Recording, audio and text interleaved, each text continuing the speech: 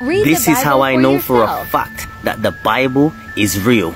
Watch. You see, God is real and the Bible is telling the truth. No matter what they took out or no matter what they put in. If the Father chose you, you will see the truth all through that. You will just be wiggling through it like it's nothing. You know what I'm saying? The Bible says be wise as a serpent. Now when you go into this church, this lying, devilish church, because the Bible says God dwelleth in no temple built by the hands of man, they tell you that the law is done away with. But I'm going to show you a quick analogy and show you how dumb that sounds and show you that if they say that, that means this whole building needs to be friggin' destroyed.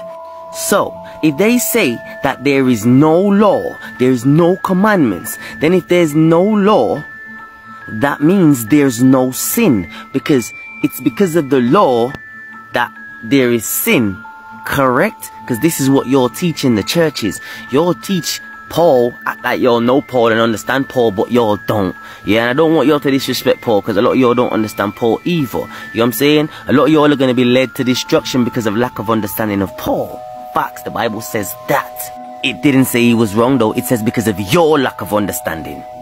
So back to it, if there's no law, there's no sin, right? And if there's no sin, then why do we need grace? Like, because there's no law, so there's no sin. Because grace was for sin, yeah? Because we know that we would fall short, correct?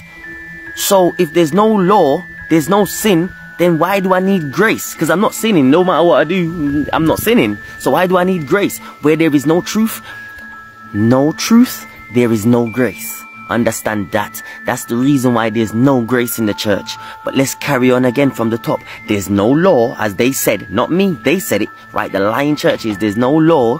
That means that there's no sin. And if there's no sin, then there's no grace, because we don't need grace, because grace was created for sin. Because we would fall short, right? And then if there's no grace, your so-called Jesus, which his name is Yahushai, that means there's no Jesus neither, because he died on the cross for the sins of the Israelites. Not everybody or not the whole world. Isaiah 45 verses 17, the world of Israel. But if there's no sin, slacky, there's no law, there's no sin, there's no grace, then why did he die on the cross? He died for nothing. He died in a single post for nothing. You know what I'm saying? Why do we need him then? Because he was for grace.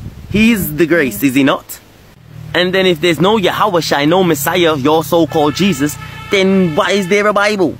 Why do we need to read a Bible? Because the whole Bible is talking about him. Y'all didn't even know that it was him that created the whole earth. It was him that was that spirit. And if there's no Bible, there's no God. And if there's no God, then why do we need to go to church? Shalom. Seek God for yourself.